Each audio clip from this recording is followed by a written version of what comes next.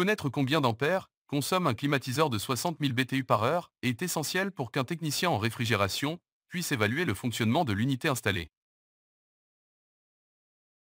Pour commencer, il est important de noter que la consommation d'énergie électrique dépendra de plusieurs facteurs tels que 1.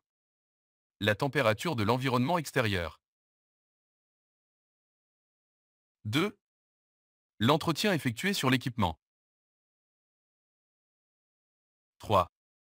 Le temps écoulé depuis que l'équipement a été allumé. 4. Les performances de l'équipement. 5. La charge thermique interne du local. 6. Ensuite, nous allons montrer la consommation de l'équipement lorsqu'il y a une différence notable entre la température désirée et la température actuelle à l'intérieur du local, c'est-à-dire lorsque l'équipement est encore à 100% de sa capacité, car il vient d'être allumé. Commençons par la consommation lorsqu'il y a une alimentation monophasée. Un climatiseur de 60 000 BTU par heure, alimenté à 220 volts, a une consommation à 100% de sa capacité de 27,63 ampères. Un climatiseur de 60 000 BTU par heure, alimenté à 230 volts, a une consommation à 100% de sa capacité de 26,43 ampères. Un climatiseur de 60 000 BTU par heure, alimenté à 240 volts, a une consommation à 100% de sa capacité de 25,31 ampères. Pour une alimentation triphasée, nous avons un climatiseur de 60 000 BTU par heure, alimenté à 220 volts, a une consommation à 100% de sa capacité de 14,83 ampères. Un climatiseur de 60 000 BTU par heure, alimenté à 230 volts, a une consommation à 100% de sa capacité de 14,18 ampères.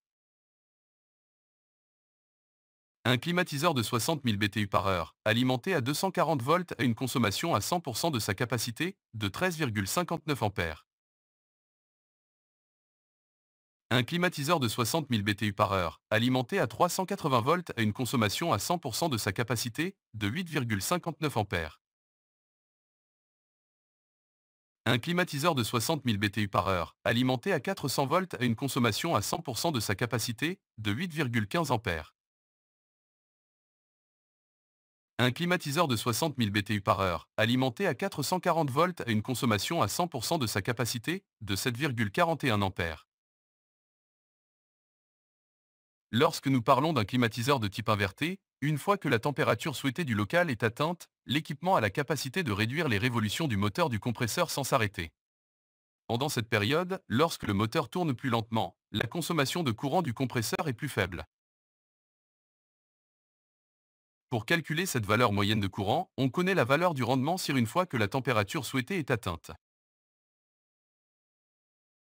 Le CIR est mesuré dans plusieurs conditions de travail avec la même température à l'intérieur du local, mais en changeant la température de l'ambiance extérieure de 18 degrés Celsius ou 65 degrés Fahrenheit à 40 degrés Celsius ou 104 degrés Fahrenheit.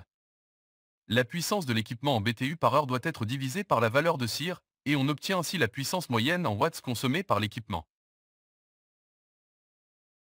Avec la puissance électrique moyenne identifiée, on peut consulter dans les tableaux d'ampérage la valeur de la consommation moyenne de courant électrique en fonction de la tension et de la phase. Par exemple, pour un climatiseur de 60 000 BTU par heure, avec un CIR de 20, on s'attend à une consommation moyenne de 3000 watts. Avec une alimentation triphasée de 240 volts, la consommation de courant est de 10,04 ampères.